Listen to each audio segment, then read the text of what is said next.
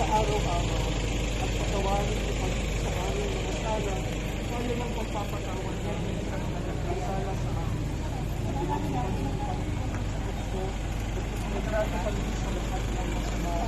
Amen. Abagi mo ang Maria, nagpunong ng grasya, ang Panginoong Diyos ay sinabi, bukod kang pinagpala sa babaeng lahat, at pinagpala naman ang iyong anak na si